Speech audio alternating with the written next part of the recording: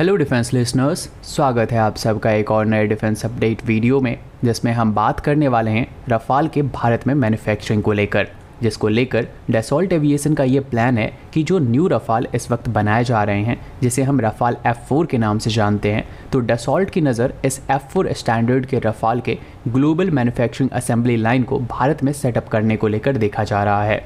इस वक्त Indian air force या वर्ल्ड के जो भी एयरफोर्स रफाल फाइटर जेट इस्तेमाल कर रही है, तो वो F3 स्टैंडर्ड के रफाल हैं, लेकिन जो न्यू रफाल F4 स्टैंडर्ड बनाया जा रहा है, तो ये अपनी पहली उड़ान के लिए मार्च 2023 में इसके F4.1 स्टैंडर्ड को फ्रेंच डिफेंस प्रोक्योरमेंट एजेंसी द्वारा क्वालिफाई कर दिया गया था और साल 2025 तक ये फाइटर जेट अपने सभी न्यू एडवांसमेंट के साथ प्रोडक्शन में जाने के लिए रेडी रहेगा। भारत द्वारा जो F3R स्टैंडर्ड के रफाल इस वक्त प्रोक्योर किए गए हैं, तो उसमें भी जो इंडिया स्पेसिफिक इन्हांसमेंट इस वक्त किया जा रहा है, वो लगभग रफाल F4 स्टैंडर्ड के ही अपग्रेड हैं, लेकिन फ्रांस द्वारा अब कम्प्लीटली न्यू F4 स्टैंडर्ड बनाया जा रहा है और फ्रांस अपने सारे पुराने रफाल फाइटर जेट को साल 2030 तक F4 स्टैंडर्ड पर अपग्रेड कर देगा। वहीं पर इंडियन नेवी के लिए जो 26 रफाल M ऑर्डर होंगे, तो वो भी हो सकता है रफाल F4 स्टैंडर्ड के ही हों। भारत में डसॉल्ट एविएशन अनिल अंबानी की रिलायंस डिफेंस स्टेक के साथ जॉइंट वेंचर में थी, लेकिन अब ये जॉइंट वेंचर टूट चुकी है और डसॉल्ट किसी न्यू पार्टनर की तलाश में है। डसॉल्ट रिलायंस एरोस्पेस लिमिटेड द्वारा नागपुर के अंदर रफाल जेट का इंजन डोर्स और कैनोपीज बनाया जा रहा था, लेकिन डसॉल्ट अब अपनी प्रेजेंस को भारत में और ज़्यादा मजबूत करना चाहता है और इसीलिए रफाल की असेंबली लाइन को ही सीधे यहाँ पर सेटअप करना चाहता है और इस चीज़ के लिए फ्रांस की तरफ से अब अपने हर एक कार्ड सही तरीके से प्ले भी किया जा रहा है, क्योंकि कहीं ना कहीं MRFA की जो डील है डसॉल्ट को ही मिलनी है और डसॉल्ट इस बात को बहुत ही अच्छे से समझ रहा है और यही कारण है कि फ्रांस द्वारा भारत में इन्वेस्टमेंट को बढ़ाया जा रहा है और खासकर डिफेंस सेक्टर में। साथ ही डिफेंस कोलैबोरेशन को भी आगे लेके जाया जा रहा है, जो कि हाल ही में हमें डिफरेंट प्रोजेक्ट के ऊपर देखने को भी मिला है। 36 रफाल जो कि इंडियन एयरफोर्स के लिए प्रोक्योर किए गए थे, उसके बाद नेवी के लिए 26 रफाल M का प्रोक्योरमेंट वो कंफर्मेशन भी है कि आने वाले टाइम में रफाल ही MRFA का विनर होगा और इंडियन एयरफोर्स द्वारा इस वक्त MRFA को लेकर कोई बिग वर्क भी नहीं किया गया है और इसके पीछे रफाल F4 का डेवलपमेंट हो सकता है, क्योंकि इंडियन एयरफोर्स को अपने बेरे में 114 लगभग 6 स्क्वाड्रन 4.5 जनरेशन वाले फाइटर जेट को शामिल करना है, तो वो ऐसे में इस वक्त के मौजूद दुनिया के सबसे ज़्यादा एडवांस वेरिएंट के रफाल को ही अपने बेरे में शामिल करना चाहेंगे और इसीलिए हो सकता है कि वो वेट कर रहे हों कि रफाल F4 अपने प्रोडक्शन में चला जाए और तब MRFA डील को एग्जीक्यूट किया जाए।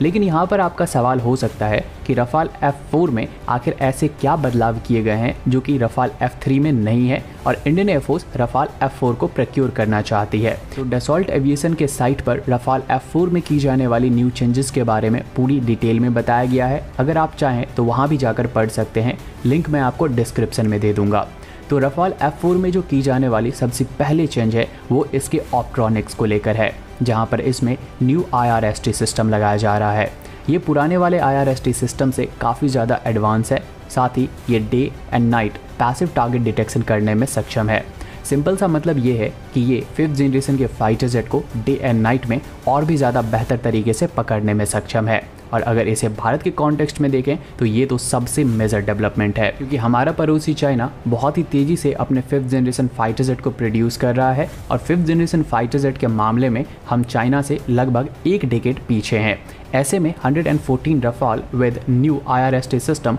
इंडियन एयरफोर्स को चाइना के उस एज को काउंटर करने में हेल्प करेगी। वही जो दूसरी चेंज इस फाइटर जेट के साथ किया गया है वो इसके रडार के साथ किया गया है, जहां इसके रडार RBE-2 AESA रडार में कुछ new synthetic aperture radar capabilities और ground mobile target indication mode को ऐड किया गया है, जो कि इस फाइटर जेट को लॉन्गर रेंज पर वेरी हाई रेजोल्यूशन इमेज को गैदर करने और टारगेट को और बेहतर तरीके से ट्रैक करने की कैपेबिलिटीज़ देता है।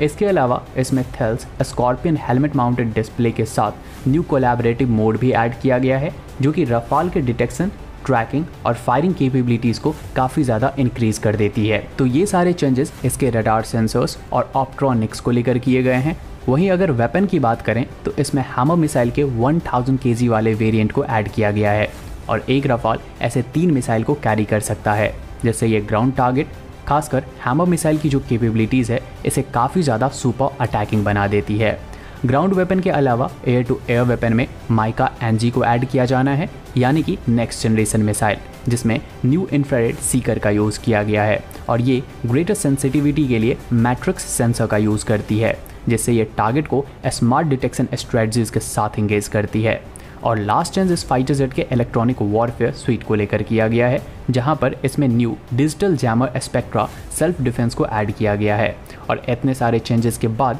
रफाल नेक्स्ट डिकेड का सबसे एडवांस 4.5 प्लस जनरेशन का फाइटर जेट होने वाला है। तो इंडियन एयरफोर्स MRFA के तहत अब अगर ये डील करती है तो ये डील F4 स्टैंडर्ड की ही होगी और इसीलिए हो सकता है कि ये डील अभी ठंडे बस्ते में डाल दिया गया हो और साल 2025 के बाद ही हमें इस पर कोई भी न्यू डेवलपमेंट देखने को मिले। अगर ये डील होती है तो इससे इंडियन एयरफोर्स के पास जो कैपेबिलिटीज आएगी वो हमें चाइना और पाकिस्तान दोनों के थ्रेट को न्यूट्रलाइज और काउंटर करने में काफ़ी ज़्यादा हेल्प करने वाली है। और डसॉल्ट द्वारा इस बात को समझा भी जा रहा है क्योंकि ये एक मेगा प्रोजेक्ट $1 बिलियन डील होने वाली है, जो कि $20+ बिलियन की डील होगी। तो इतनी बड़ी डील को फ्रांस अपने हाथ से गंवाना नहीं चाहेगा और इसीलिए हम देख रहे हैं कि फ्रांस की तरफ से अब हर एक कार्ड बहुत सोच समझकर प्ले किया जा रहा है। जैसे कि रफाल के इंजन जो कि M88 है तो उसकी असेंबली लाइन को भी भारत में शिफ्ट किया जा रहा है। उसके बाद अगर 114 रफाल F4 को इंडियन एयरफोर्स ऑर्डर करती है तो उसके असेंबली लाइन को भी शिफ्ट कर दिया जाएगा। तो ये कहीं ना कहीं भारत के लिए भी एक अपॉर्चुनिटी की तरह है